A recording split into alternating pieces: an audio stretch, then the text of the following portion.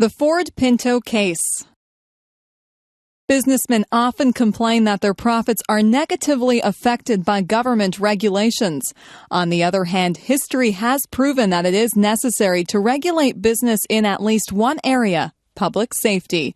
There is ample evidence that consideration for the safety of the public is not always a priority in business decisions. Back in 1912, the Titanic smashed into an iceberg, killing hundreds of people. It was going too fast through a large collection of icebergs while attempting to set a speed record.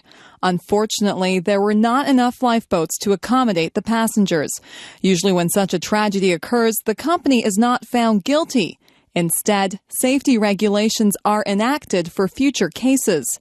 In the future, ships were ordered to carry a sufficient supply of lifeboats.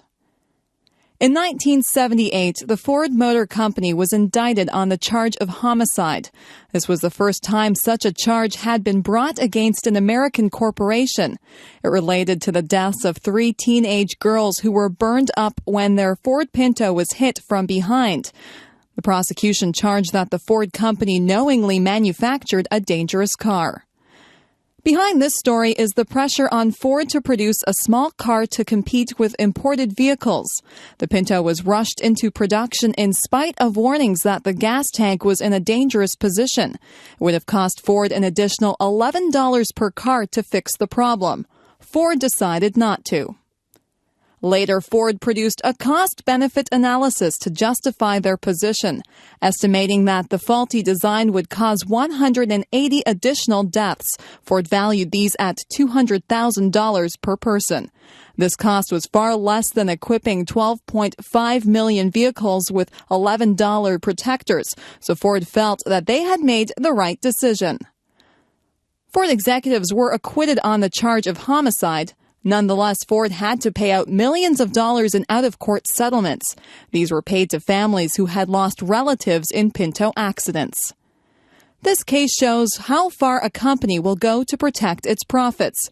For more than 8 years, Ford lobbied the government not to tighten safety standards on cars. As long as the Pinto was profitable, Ford did not want to change the design.